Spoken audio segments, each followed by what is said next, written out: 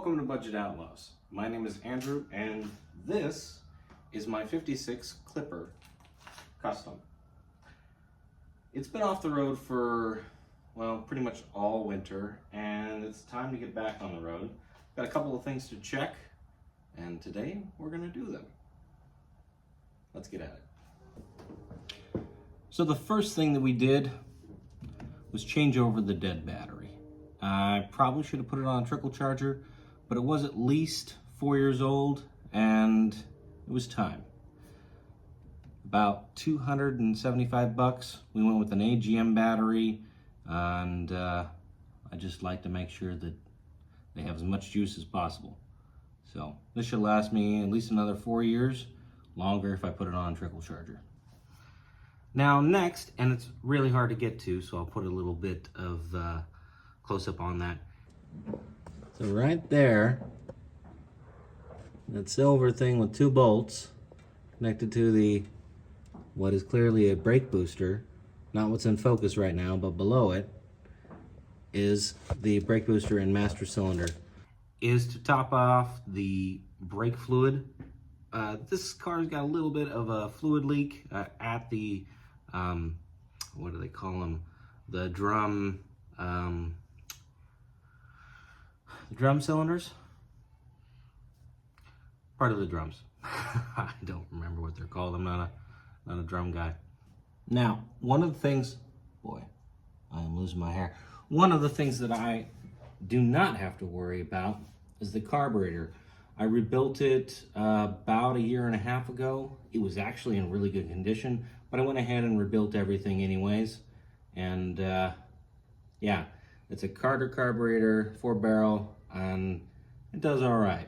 I think it needs maybe a different power valve or something to keep it in gear. That might just be the transmission itself, but it does seem to short shift first gear at like 2,500 RPMs. It's really low.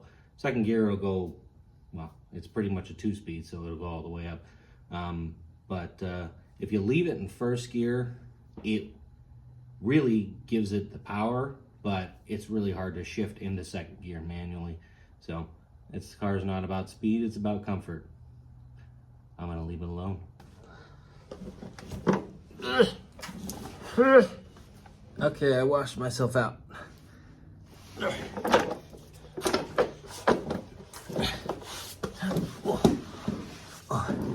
There we go. Now, my bald forehead has caused some whiteout, but,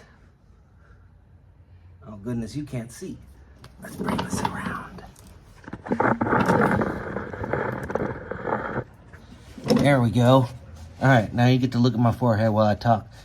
So, I'm trying to be very direct with my forehead, but that is the biggest drain plug I have seen on any car. It is 22 millimeter or 7/8. And it's not loose. It's pretty darn tight. I'm gonna have to loosen it up off camera.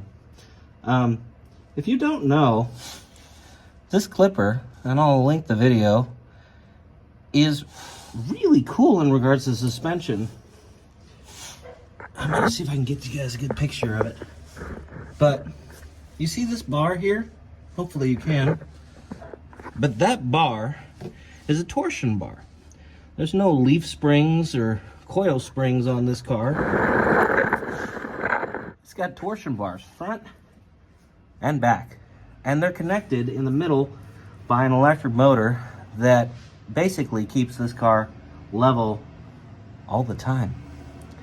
It's one of the coolest things about this car, and gosh darn it, I love it, and it works.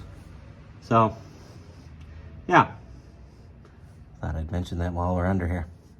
All right, I'm gonna get to this and see if we can break this thing loose. Excuse me while I get myself some water.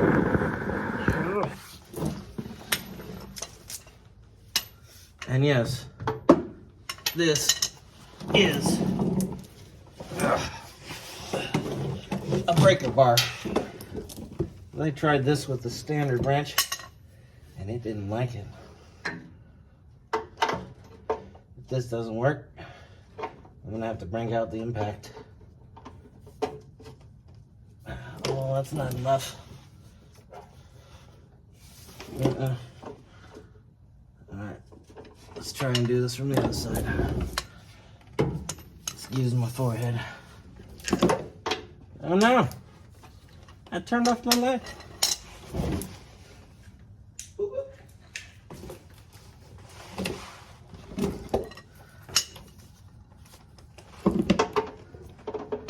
Okay, that might be enough to break it loose. Don't hurt myself. Nope. Alright. Well, I highly doubt this is a righty-loosey, lefty-tighty. So I'm going to get out the impact wrench and see what happens.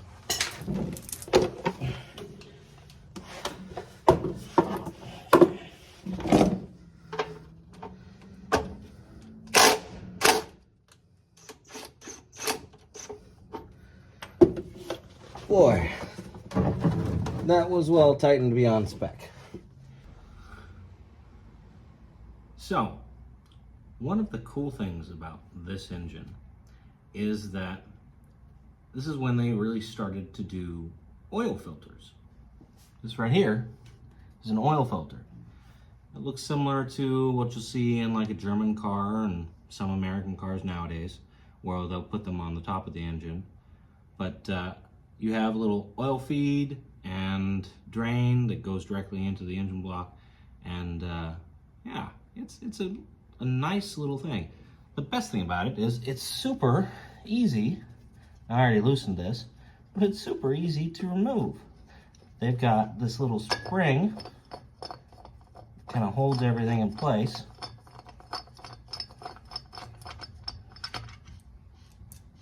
And right here is a spring. Got a nice little washer, or a, not a washer, but a gasket. And then the actual oil filter itself, it's got a handle that you lift up and it comes right off. Because this is an older engine, I'm gonna make sure that I use some product with zinc in it in regards to oil. Most likely I'll probably use about half of this, but something is better than nothing.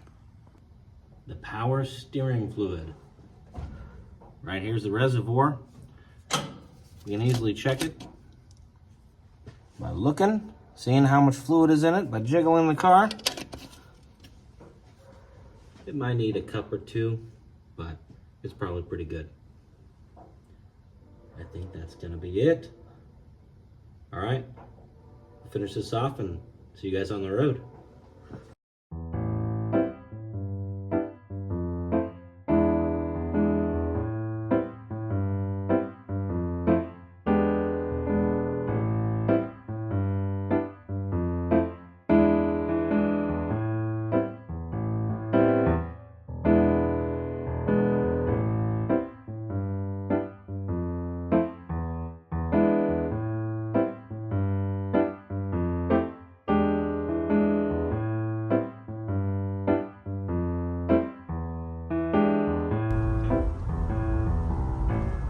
And here we are out for a drive. It is a lovely, little bit rainy Sunday morning, and got the family out going for a nice little cruise to the orchards. Can't get anything better than this. See you guys on the next one.